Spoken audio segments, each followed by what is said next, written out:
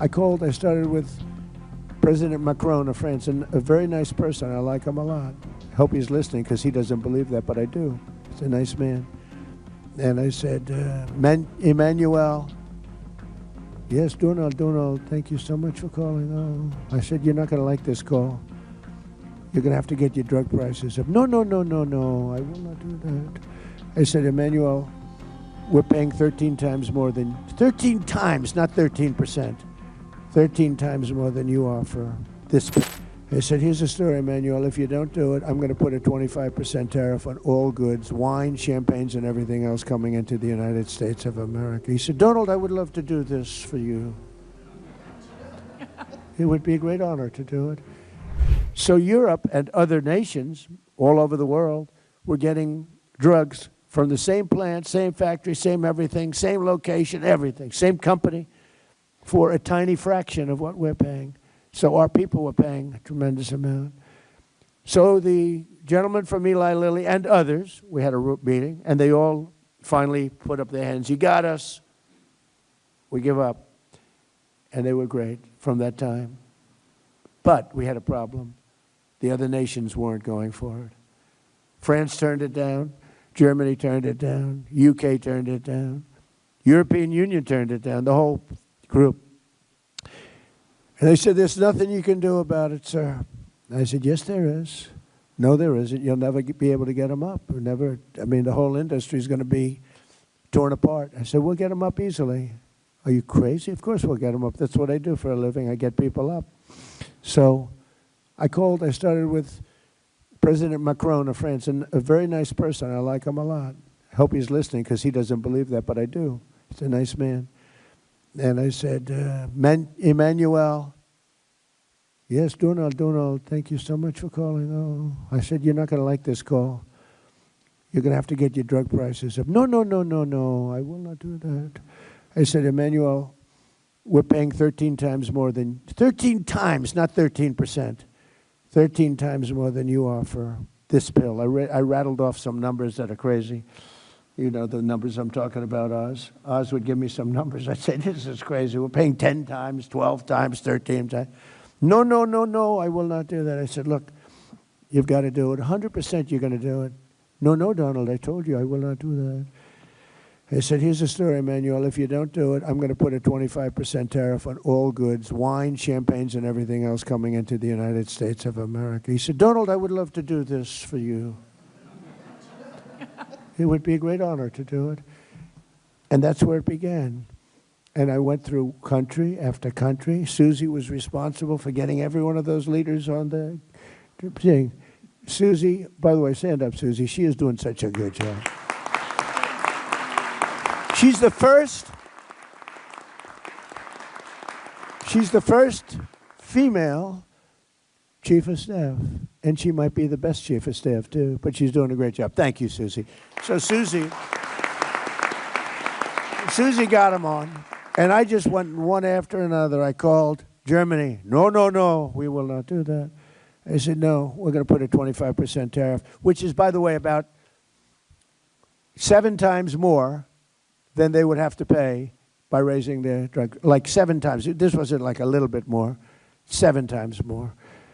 And I may do that for Greenland, too. I may put a tariff on countries if they don't go along with Greenland, because we need Greenland for national security. So I may do that. I'll give you a little.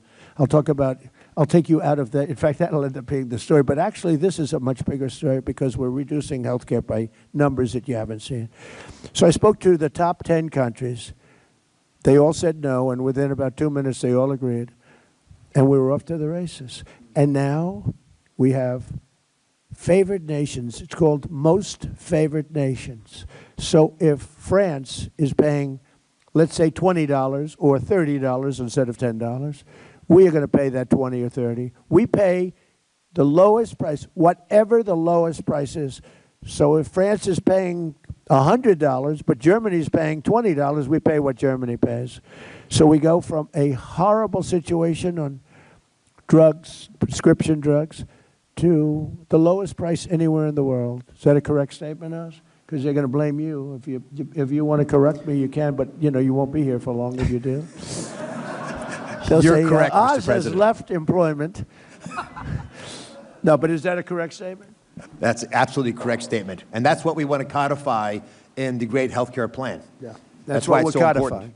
That's Because right. if the president's not here, there's a flight risk with these companies not obliging us anymore, because I think it's the strength of your personality, but also they know they will follow through with the threats if we don't act. So we believe other countries will change their opinions, and so will drug companies. So we've got to get it into legislation. Well, if you have the wrong president, the countries have tremendous influence over us. You know, they look, why did we go to an income tax system instead of a tariff system? We had the wealthiest nation. If you go back to the 1800s, 1887, we had money, so much money, we didn't know what to do with it. But the countries at that time, same, no different. They have a tremendous influence over this country. For whatever reason, I don't know, but they do. So if you have the wrong president, they'll change the system in 2 minutes. I mean, they'll change it. And the drug companies are very powerful, too. You have to deal with them. In this case, it was both. I mean, you had a problem with the drug companies, but you had a tougher problem, in theory, other than the fact that I understood how to deal with them. And I'm the tariff king, and the tariff king has done a great job. And I hope we win the Supreme Court case, because if we don't, be a shame for our country. Be a shame. We have a great, safe, beautiful country now. We're doing better than we've ever done. We hit 42 stock market highs during the 11-month period that I've been here. There's never been anything like it. Stock market's hitting a new high again today. So it's, it's been incredible. So just to end it on this, because it's such a big subject and it can't be explained by reading. As good as my speechwriter is, he's fantastic, but he can't write it in one sentence what we're talking about. So we're going to get most favored nations. We will be taking prescription drugs down to levels never even contemplated. And that's all great for healthcare, because when you're paying a tiny fraction of what you had anticipated paying prior to today, prior to this month, this all took place over the last month and a half. And the sad part is that when we first announced it, and we did it in a little bit more general form, when we first announced it, the Times did a story on page 22 or something, way back in the little story in the back of the newspaper. This is the biggest revolution in the history of medicine in this country, because it's price. You're going to buy the drugs for a small fraction of what you were paying for them last month. And I tell the story of my first term. I was the one, after 28 years, that got drug prices down. It was either 1/4 or 1/8 of 1%. I got them down for the year. First time in 28 years. I was so proud of myself, I called a news conference. I said, ladies and gentlemen, for the first time in 28 years, drug prices have gone down for the year. 1/8 of a point. In fact, I had a chart. It was the worst chart I've ever seen. It was a line that went from January to December, and it was dead straight. You had to get a little, like a carpenter uses to see. I said, this doesn't look good. It's not the greatest line, but I was proud of it, because it did. It went down either 1/4 of a point or 1/8 of a point, tiny. And now think of what we're doing. We're bringing medicine down by many times. Nobody's ever seen. And there are two ways of calculating. You could say 1,000%, 2,000, or you could say 90% or 80%. The Democrats want you to say 90 or 80, but there are two ways of calculating it. You understand that, Dan? And we'll take either way. It doesn't matter. But we'll be paying a tiny fraction. So that's going to go into our plan. And what Oz said is very important. It's very important that whoever is in this office is, strong and intelligent. And if they're not, they could, it could be ended. But what we want to do is we want to have it codified, so it's very hard to change. And that's all part of the process. I think it's the greatest revolution, because it's financial is, a big part of the drugs. And all of the doctors sitting there know exactly what I'm talking about. They have their patients in Europe, and they're saying, I can't believe it. I'm buying the same thing for, 15% of what I pay in New York or in Chicago. And they're all nodding their heads. That's right. That's not going to happen anymore.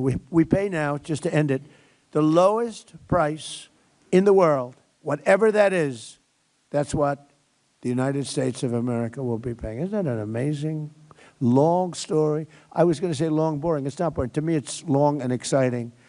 It's the biggest thing to happen to healthcare.